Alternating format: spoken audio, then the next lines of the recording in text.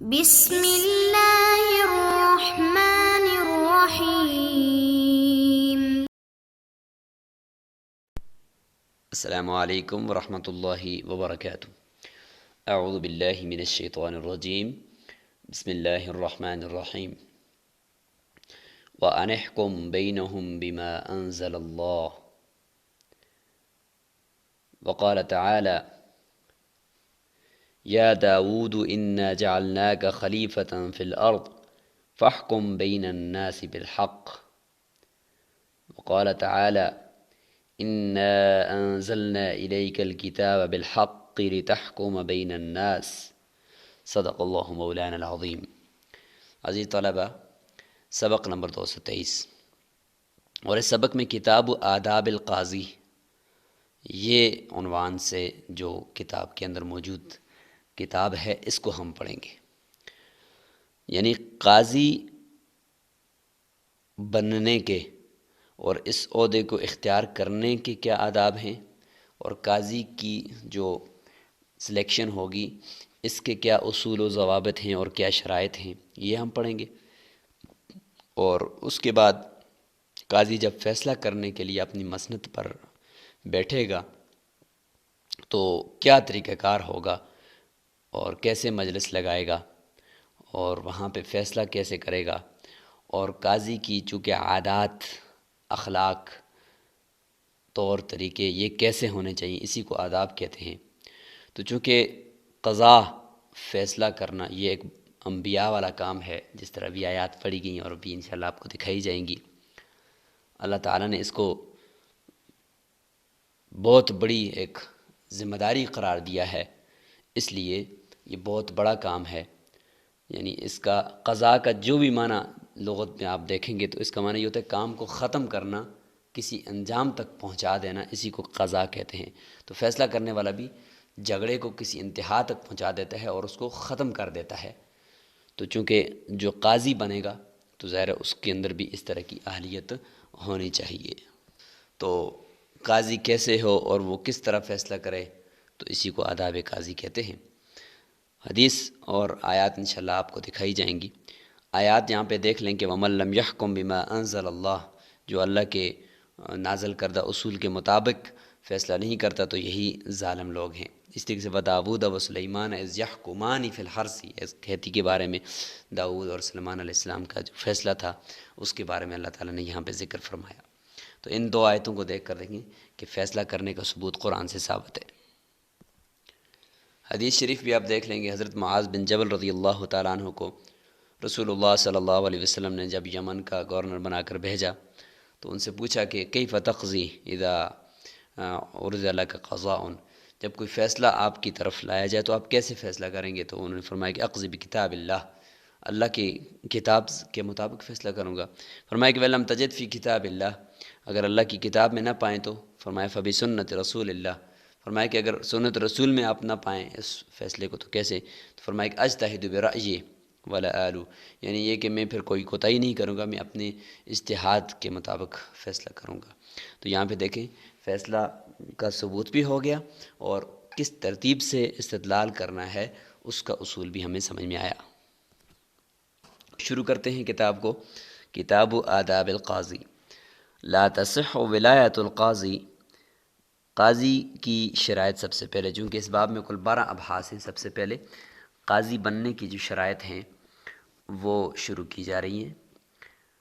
کہ قاضی کی ولایت یعنی قاضی کا منصب کسی کو سونپنا یہ جائز نہیں ہے، صحیح نہیں ہے۔ حتی یجتمع فی المولی، یہاں تک کہ مولی یعنی جس کو قاضی بنایا جا رہا ہے اس میں مجتمع ہوں، جمع ہوں شرائط الشہادتی۔ سب سے پہلی شرط یہ ہے کہ قاضی وہ بنے گا جس میں شہادت کی اہلیت ہو، شہادت کی شرائط یعنی وہ آزاد ہو، بالغ ہو، عاقل ہو۔ تو یہ شرائط بنیادی طور پر اس کے اندر ہونی چاہیے۔ جو گواہی دینے کا اہل ہوگا وہ قاضی بننے کا بھی اہل ہوگا، چونکہ گواہی دینے والا جو گواہی دیتا ہے وہ عدالت میں تو اس کی گواہی سے ہی آگے فیصلہ ہو رہا ہوتا ہے۔ تو قاضی بھی چونکہ فیصلہ خود سناتا ہے تو دونوں کام کو ایک طرح کے ہوئے، لہٰذا گواہی دینے والے کے اندر جو شرائط ہیں قاضی کے اندر بھی وہی شرائط ہونی چاہیے۔ وَيَكُونَ مِنْ أَهْلِ الْاجْتِهَادِ،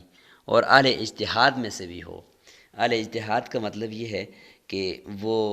احادیث مبارکہ کو اور سنت رسول اللہ کو سمجھنے والا ہو، اور ان کے ناسخ منسوخ کو بھی، اس کے عام خاص کو بھی، اور اس طریقے سے مسلمانوں کا جو اجماع ہے ان چیزوں کو بھی اور قیاس کو بھی وہ جانتا ہو، تاکہ فیصلہ کرنے کے دوران وہ، جیسے حضرت معاذ بن جبل رضی اللہ عنہ نے جو ترتیب بتائی ہے اس کے مطابق وہ فیصلہ کر سکے۔ وَلَا بَأْسَ بِالدُّخُولِ فِي الْقَضَاءِ، یہاں پہ یہ بتا رہے ہیں کہ قاضی کا جو عہدہ ہے، قضاء کا عہدہ، کوئی بندہ اس کو خود اختیار کرے اس کا کیا حکم ہے، یا جس کو سونپ دیا جائے اس کا کیا حکم ہے۔ ویسے مولا اوپر کا ہے، تو مولا جو ہے اس کو کہتے ہیں جس کو قاضی بنایا جائے، متولی اس کو کہتے ہیں جو خود اختیار کرے۔ تو یہاں پہ اس سے بھی پتہ چلا کہ خود اختیار نہیں کرنا چاہیے، اگر دیا جائے کسی آدمی کو یہ عہدہ تو پھر قبول کرے تو اللہ تعالیٰ کی مدد آتی ہے۔ حدیث میں آتا ہے کہ اگر کوئی آدمی خود لیتا ہے اپنی مرضی سے، اس کا اہل نہیں ہوتا وہ، تو وہ کوئی کہ وہ کام وہ خود کر رہا ہوتا ہے، اس کے ساتھ اللہ کی مدد نہیں ہوتی۔ اور جس کو سونپا جائے اور وہ خود دور بھاگے اس سے، تو اس کے ساتھ اللہ تعالیٰ ایک فرشتہ مقرر کرتے ہیں جو اس کی مدد کرتا رہتا ہے۔ فرمایا وَلَا بَأْسَ بِالدُّخُولِ فِي الْقَضَاءِ لِمَنْ يَثِقُ بِنَفْسِهِ، کہتے ہیں کہ کوئی حرج نہیں ہے فیصلہ یعنی کرنے کے لیے، قضاء کے عہدے پر فائز ہونے کے لیے، اس بندے کے لیے جو اپنے اوپر اعتماد رکھتا ہو اس بات کا کہ انہ یؤدی فرضہ، کہ وہ اس کا حق ادا کرے گا، یعنی اس کا حق قرآن مجید میں ہے نا کہ انا انزلنا الیک الکتاب بالحق لتحکم بین الناس، یا اس طریقے سے انا جعلناک خلیفۃ فی الارض فاحکم بین الناس بالحق، تو حق ہے جی، یہی اس کا فرض ہے۔ لہذا قضاء کا منصب کوئی آدمی خود لیتا ہے اور اس کو اپنے اوپر اعتماد ہے تو کوئی حرج نہیں ہے، لیکن وَيُكْرَهُ الدُّخُولُ فِيهِ لِمَنْ يَخَافُ الْعَجْزَ عَنْهُ، کہتے ہیں کہ اس شخص کے لیے جائز نہیں ہے، مکروہ ہے قضاء کا عہدہ سنبھالنا جس شخص کو اس سے عاجز آنے کا خوف ہو، عجز عنہ، اس سے عاجز آنے کا خوف ہو۔ ولا یأمن علی نفسہ الحیف فیہ، اور اپنے نفس کے اوپر اس کو اطمینان نہ ہو، حیف فیہ یعنی اس کے اندر ظلم یا ناانصافی کرنے سے وہ مأمون نہ ہو، تو اس آدمی کے لیے پھر اس طرح کا عہدہ خود اختیار کرنا یہ مکروہ ہے۔ ظاہر ہے کہ یہی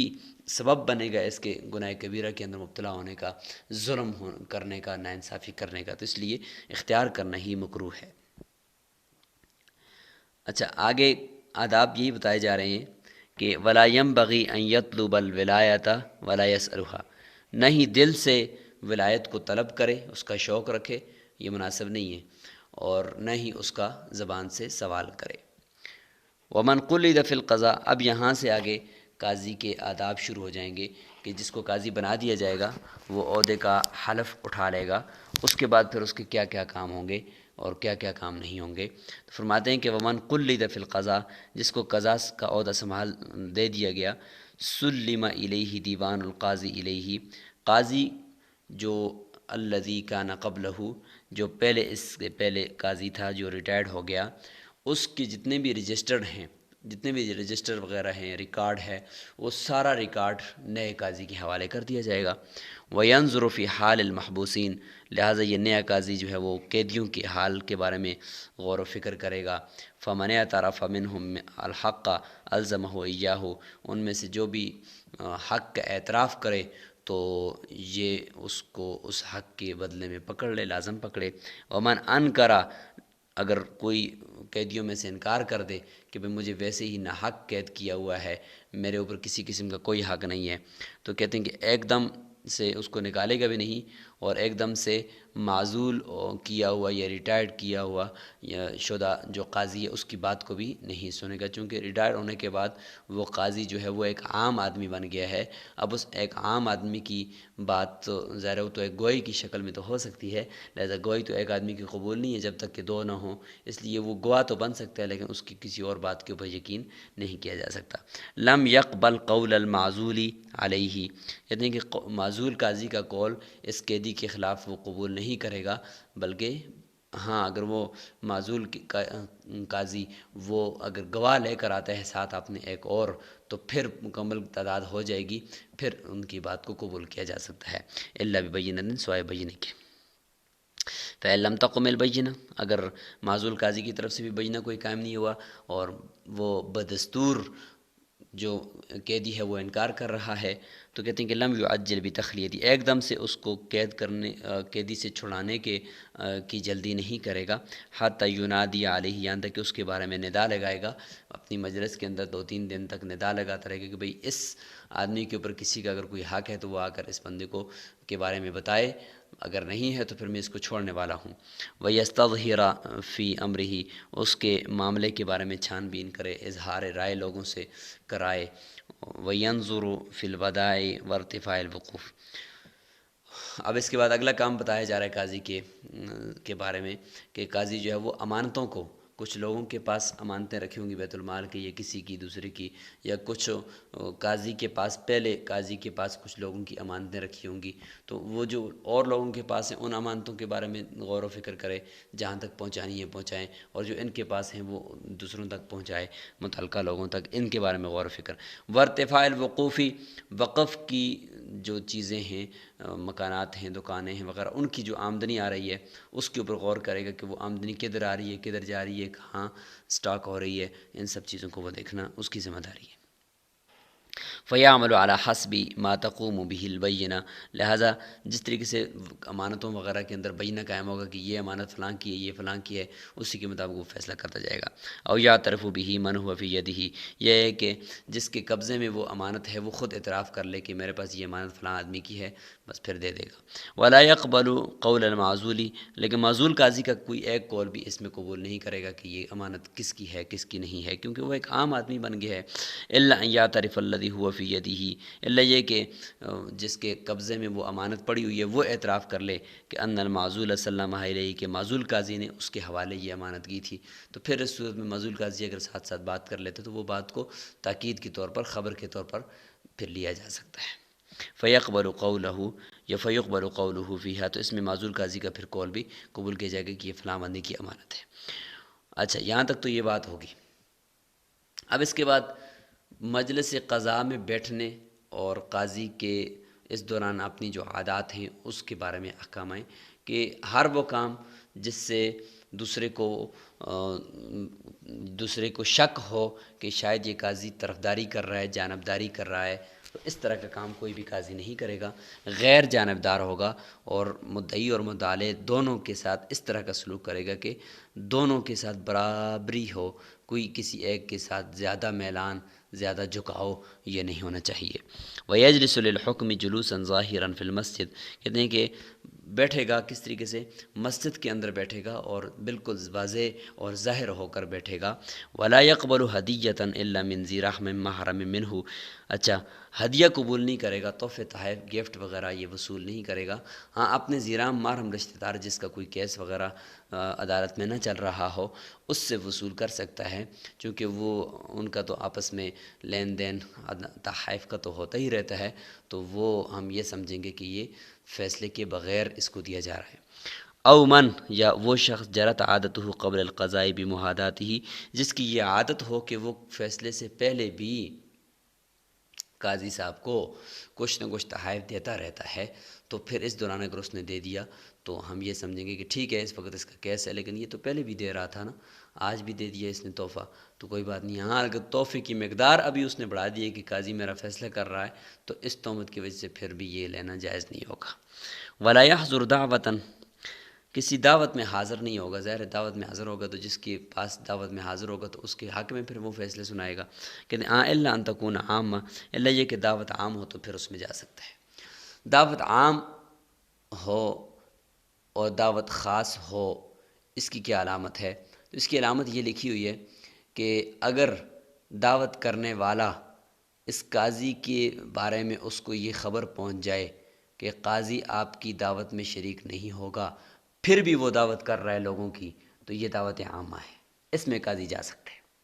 اور دعوت خاصہ اس کے برعکس ہے کہ اگر اس کو پتہ چلے کہ قاضی آپ کی مجلس میں آپ کی دعوت میں شریک نہیں ہوگا تو وہ دعوت ختم کر دے، منسوخ کر دے، تو اس سے پتہ چلا کہ یہ دعوت خاص ہے، اس لیے اس طرح کی دعوت میں قاضی نہیں جائے گا کیونکہ اس میں تہمت ہے۔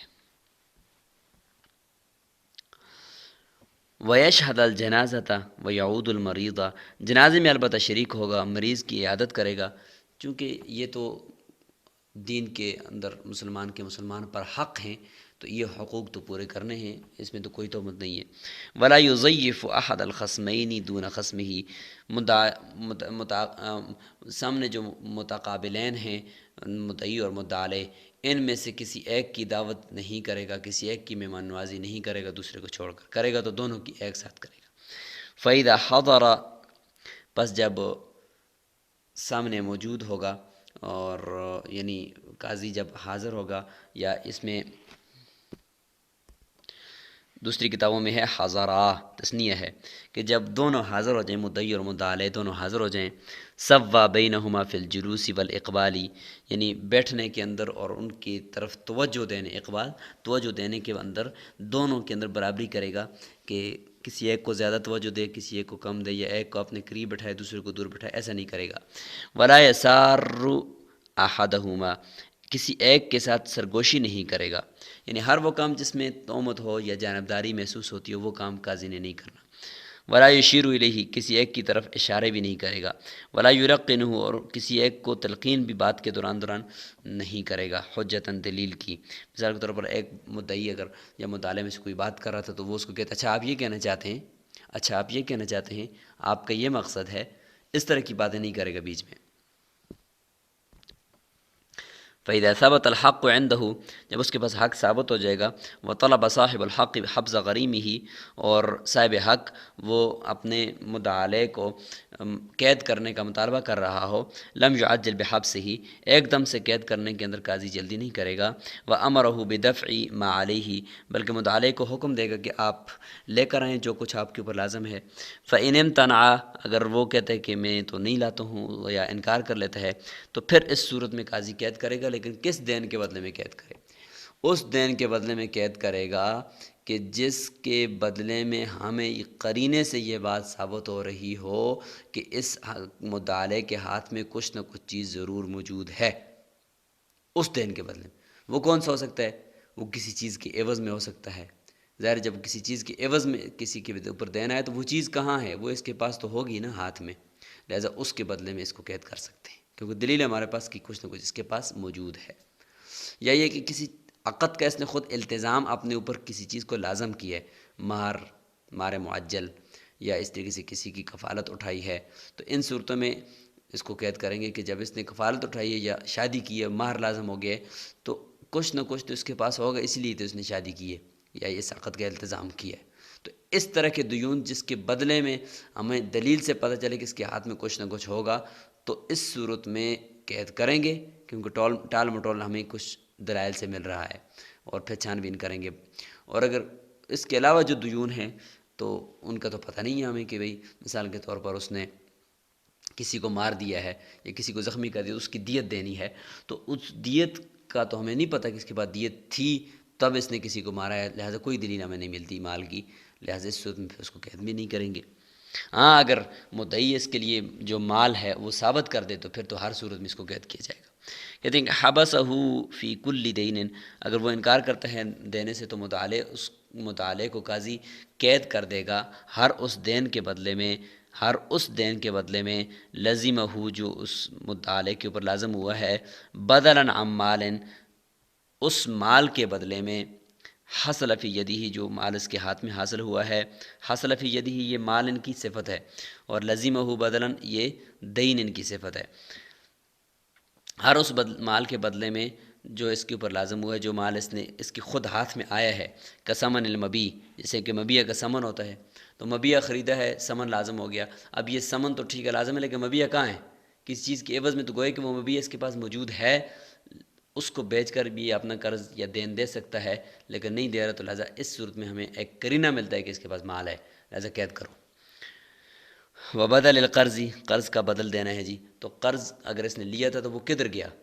تو کچھ نہ کچھ تو اس کے پاس ہوگا، لہٰذا اس صورت میں اگر یہ انکار کرتا ہے تو قید کر دیا جائے گا۔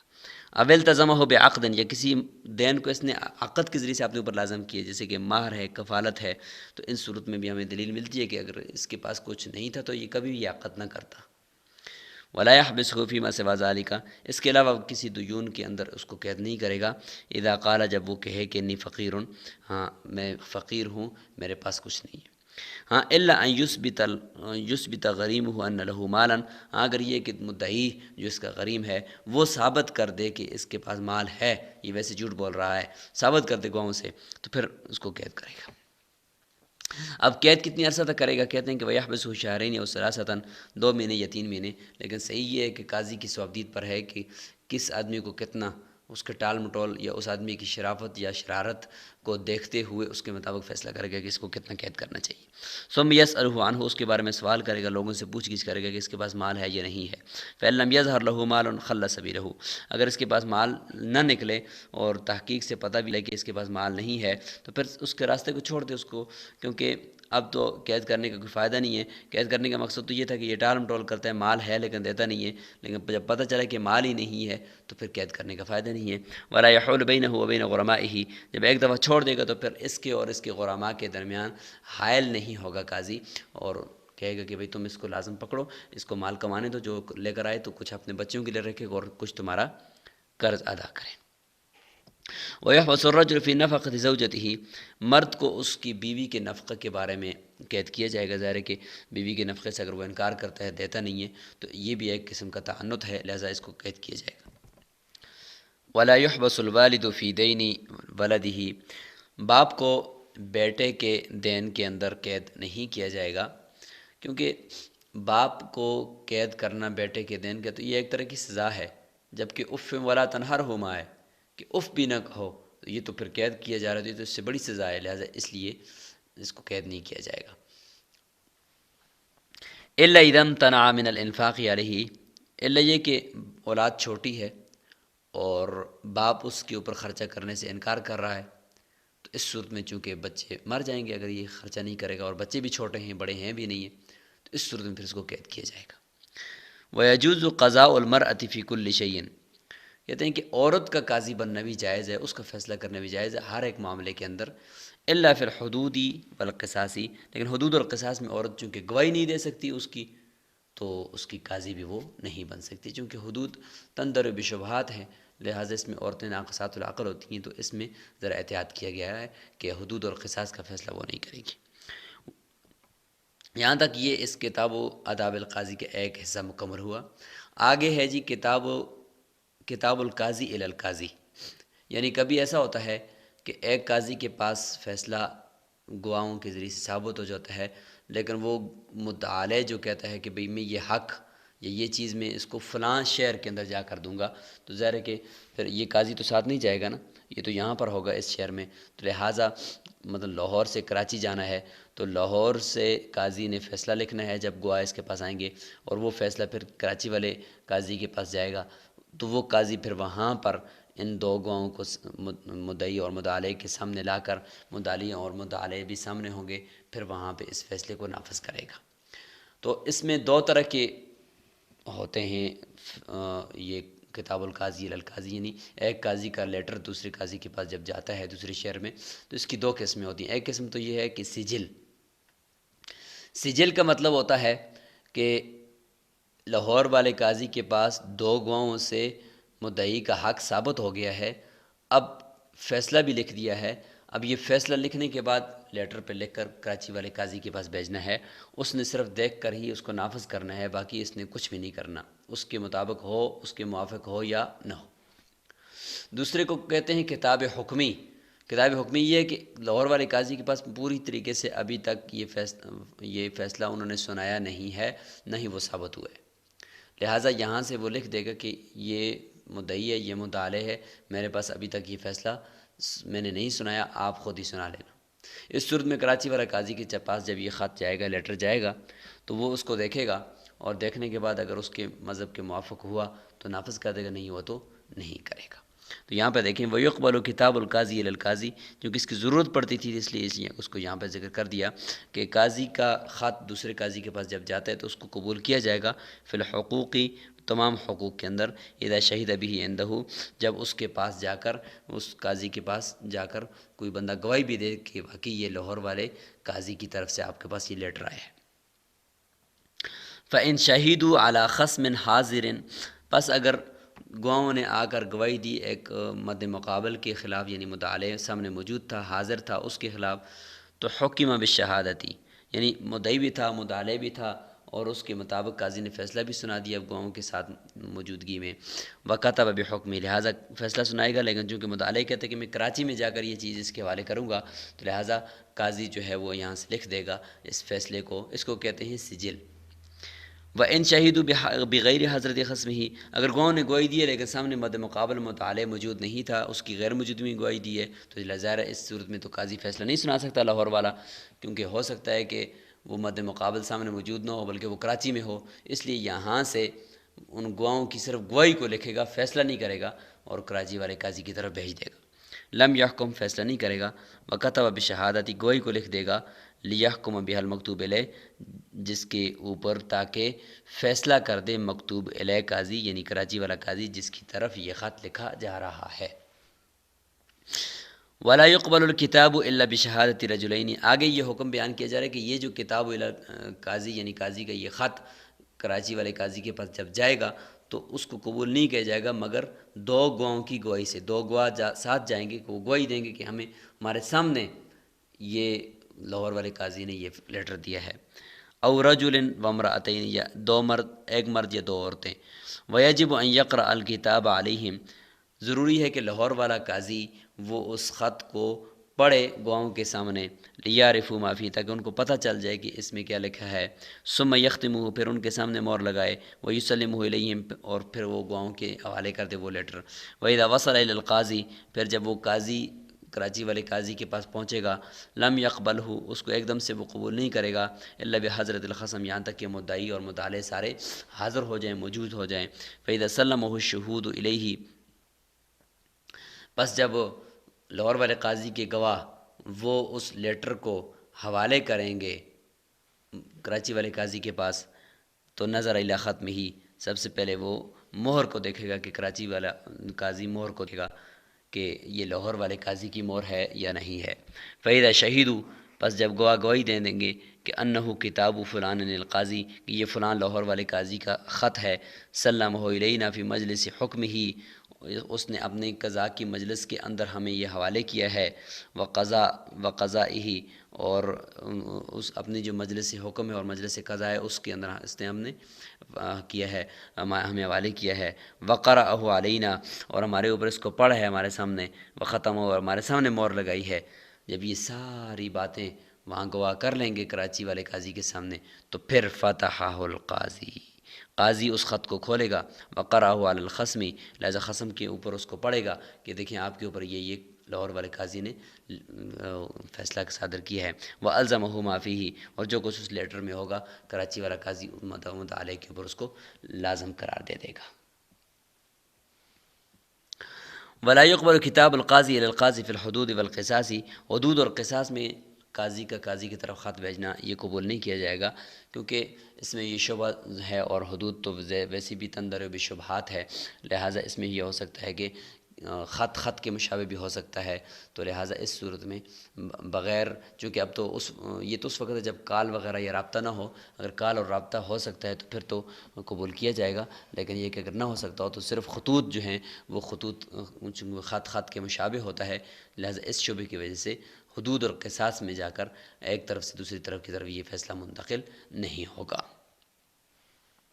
وَلَيْسَ لِلْقَاضِي أَن يَسْتَخْلِفَ عَلَى الْقَضَاءِ، کہتے ہیں کہ قاضی کے لیے یہ بھی جائز نہیں ہے کہ وہ اپنی جگہ پہ کسی کو نائب رکھے، کیونکہ اس کو تو قاضی بنایا گیا نا، آگے کسی کو نائب بنانے کا اختیار تو اس کو نہیں دیا گیا۔ الا ان یفوض الیہ ذلک، اللہ یہ کہ اس کو اگر یہ کام سونپ دیا گیا ہو امام کی طرف سے، حاکم کی طرف سے، کہ آپ کسی اور کو بھی اپنا نائب بنا سکتے ہیں، تو پھر ٹھیک ہے۔ وَإِذَا رُفِعَ إِلَى الْقَاضِ حُكْمُ حَاكِمٍ أَمْضَاهُ، کہتے ہیں کہ اگر کسی فیصلہ کرنے والے کا فیصلہ کسی قاضی کے پاس چلا جائے تو کہتے ہیں کہ وہ اس کو نافذ کرے گا اگر اس کے موافق ہے، الا ان یخالف الکتابہ، الا یہ کہ وہ کتاب اللہ کے مخالف ہو، او سنت یا سنت رسول کے مخالف ہو، او الاجماع یا اجماع کے مخالف ہو، او یکون قولا لا دلیل فیہ، یا یہ کہ وہ قول ہی ایسا ہو کہ اس کے اوپر کوئی دلیل نہیں ہے، تو اس طرح کے اگر کوئی فیصلہ ہو تو پھر اس کو قاضی نافذ نہیں کرے گا۔ ولا یقضی القاضی علی غائب، قاضی جو ہے وہ غائب کے اوپر بھی فیصلہ نہیں کرے گا، یہ بھی اصول ہے۔ ہاں الا ان یحضر من یقوم مقامہ، الا یہ کہ اس کے قائم مقام، غائب کے قائم مقام اگر کوئی وکیل اس کا حاضر ہو جاتے تو پھر اس کے مطابق فیصلہ کرے گا۔ وَإِذَا حَكَّمَ رَجُلَانِ رَجُلًا بَيْنَهُمَا، بس یہاں سے آگے تحکیم کا ذکر بھی ساتھ ساتھ کر رہے ہیں آخر میں۔ تحکیم کہتے ہیں کہ دو آدمی عدالت نہیں جاتے، اپنے علاقے میں ایک آدمی کو اپنا وڈیرا بناتے ہیں کہ تم ہمارے درمیان فیصلہ کرو، اس کو کہتے ہیں حکم، اور اس عمل کو تحکیم کہتے ہیں۔ تو اس کا بھی جب اس کو اختیار مل جاتا ہے دو آدمی کے درمیان فیصلہ کرنے کا، تو اس کا حکم بھی قاضی کی طرح کا ہوتا ہے۔ کہتے ہیں کہ جب دو آدمیوں نے ایک آدمی کو اپنے درمیان حکم بنا دیا کہ تم ہمارے درمیان فیصلہ کرو، ورضیا بحکمی، اور اس کے فیصلے پر راضی ہو گئے دونوں، تو جازہ، یہ بھی درست ہے، اذا کان بصفت الحاکم، لیکن اس بندے کے اندر بھی حاکم والی صفت یعنی فیصلہ کرنے والا جو قاضی ہوتا ہے اس کی صفت پائی جانی چاہیے۔ ولا یجوز تحکیم الکافر والعابد والذمی والمحدود فی القذف والفاسق والصبی، لہٰذا یہ لوگ جو ہیں ان لوگوں کو تحکیم ان کی کرنا، یعنی ان کو بڑا بنانا، ان کو فیصلے کے لیے کرنا یہ جائز نہیں ہے، کیونکہ اس کے اندر یہ فیصلہ کرنے کی اہلیت ہی نہیں ہے ان کے اندر۔ وَلِكُلِّ وَاحِدٍ مِّنَ الْمُحَكِّمَيْنِ أَن يَرْجِعَ مَا لَمْ يَحْكُمْ عَلَيْهِمَا، کہتے ہیں کہ محکمین یعنی جو دونوں حکم بنانے والے ہیں، مدعی اور مدعا علیہ، ان کو یہ بھی اختیار ہے کہ جب تک ان کے حکم نے کوئی فیصلہ کیا نہیں ہے اس سے پہلے یہ رجوع بھی کر سکتے ہیں کہ اچھا ہم آپس میں راضی ہو رہے ہیں، آپ کو ہم نے بنایا تھا کہ آپ ہمارے درمیان فیصلہ کرو، لیکن اب ضرورت آپ کی نہیں رہی، ہم رجوع کرتے ہیں، لیکن یہ اس وقت تک جب تک اس نے فیصلہ سنایا نہ ہو۔ وَإِذَا حَكَمَ عَلَيْهِمَا، جب اس نے فیصلہ صادر کر دیا تھا ان پر، لَزِمَهُمَا، اب ان کے اوپر وہ فیصلہ ماننا لازم ہے۔ وَإِذَا رُفِعَ، پس اگر اس حکم کا فیصلہ، حکم ہو اس کا فیصلہ لے جایا گیا الی القاضی، عدالت میں قاضی کے پاس، فوافق مذہبہ، اور وہ قاضی کے مذہب کے موافق بھی تھا، امضاء، اس کو نافذ کر دے گا، وَإِنْ خَالَفَهُ ابطلہ، اگر وہ اس کے مخالف تھا تو باطل کر دے گا۔ ظاہر ہے کہ پیچھے کسی قاضی کا تھوڑا ہی ہے، بلکہ کسی حکم کا ہے، اس نے ہو سکتا ہے کہ وہاں پہاڑ پر بیٹھ کر اس نے فیصلہ کیا اور اس کو اصولوں کا، شرعی اصولوں کا پتہ ہی نہ ہو، تو لہذا قاضی اس کو باطل بھی کر سکتا ہے۔ وَلَا يَجُوزُ تحکیم فی الحدود والقصاص، حدود اور قصاص کے اندر حکم نہیں بنا سکتے کہ کہیں دیہات میں بیٹھ کر، گھر میں بیٹھ کر دو بندے فیصلہ کریں اور فیصلے کے لیے کسی کو مقرر کریں اور وہ اگلا بندہ ان کے اوپر قصاص لازم کر دے یا حد لازم کر دے اور وہاں پہ حد والا کام شروع ہو جائے، عدالت کی طرف آنا ہی لوگ چھوڑ دیں، یہ اصول ٹھیک نہیں ہے، چونکہ خود دو بندے جو حکم بنا رہے ہیں ان کو اپنے خون کے اوپر کوئی اختیار نہیں ہے، تو لہٰذا وہ اپنے خون کو کیسے مباح کر سکتے ہیں کہ ایک بندے کو کہیں کہ تم ہمارے اوپر فیصلہ کرو کہ ہم میں سے کس پر قصاص لازم ہے، تو گویا کہ اپنا خون خود ہی کسی کو بہانے کی اجازت دی جا رہی ہے، اس طریقے سے نہیں ہے۔ البتہ قاضی اور حاکم یہ تو چونکہ پوری ریاست کو دیکھنے والے ہوتے ہیں تو یہ اختیار ان کے پاس ہوتا ہے، کسی تیسرے آدمی کے پاس نہیں ہوتا۔ وَإِنْ حَكَمَاهُ فِي دَمِ الْخَطَأِ، البتہ قتل خطا کے اندر انہوں نے کسی آدمی کو اپنا حکم بنا دی کہ تم فیصلہ کرو، تو اس میں تو چونکہ دیت لازم ہوتی ہے تو لہٰذا وہ ٹھیک ہے۔ فَقَضَى الْحَاكِمُ عَلَى الْعَاقِلَةِ، البتہ اس میں یہ ہے کہ اگر اس حاکم نے، یعنی اس فیصلہ کرنے والے، یہاں سے حاکم سے مراد وہ دو آدمی کے درمیان فیصلہ کرنے والے آدمی نے فیصلہ عاقلہ کے اوپر کر دیا دیت کا کہ بھئی اس صورت میں قاتل کے عاقلہ پر دیت لازم ہے، کہتے ہیں کہ لم ينفذ حکمہ، اس کے حکم کو نافذ نہیں کیا جائے گا۔ کیوں؟ اس لیے کہ اگرچہ عاقلہ پر ہی دیت لازم ہوتی ہے، لیکن یہاں پہ فیصلہ کرنے والے کی اس عاقلہ کے اوپر تو کوئی ولایت نہیں ہے، اس کی ولایت تو صرف ان دو آدمیوں کے درمیان ہے جنہوں نے اس کو حکم بنایا ہے، تو عاقلہ اس کے حکم کو کیوں مانے؟ اصول کے مطابق وہ ماننے کے لیے تیار نہیں ہے اور نہ ہی ان کو شرعاً ماننے کی کوئی ضرورت ہے، اس لیے اس کا فیصلہ ان کے حق میں نافذ نہیں ہوگا۔ وَيَجُوزُ أَن يَسْمَعَ الْبَيِّنَةَ، کہتے ہیں کہ جائز ہے کہ یہ جو ان دونوں کے درمیان فیصلہ کرنے والا حکم ہے، جرگہ کرنے والا، یہ بینہ کو بھی سنے، وَيَقْضِي بِالنُّقُولِ، اور اگر کوئی قسم سے انکار کر دے تو اس کے خلاف فیصلہ نقول پر فیصلہ بھی کر سکتا ہے۔ وحکم الحاکم لأبویہ و ولدہ و زوجہ باطل۔ آخری مسئلہ یہ ذکر کر دیا کہ یہ جو حاکم ہوتا ہے یعنی فیصلہ کرنے والا، اس کا اپنے والدین کے لیے فیصلہ کرنا، اپنے بیٹے کے لیے فیصلہ کرنا یا اپنی بیوی کے لیے فیصلہ، یہ باطل ہے۔ کیوں؟ اس لیے کہ اس میں تہمت ہے اس پر کہ یہ ظاہر ہے کہ ان لوگوں کے حق میں یہ فیصلہ کرے گا، اس لیے ان کے لیے فیصلہ کرنا جائز نہیں ہے۔ تو اسی کے ساتھ کتاب و آداب القاضی بھی اپنے اختتام کو پہنچی۔ السلام علیکم ورحمۃ اللہ وبرکاتہ۔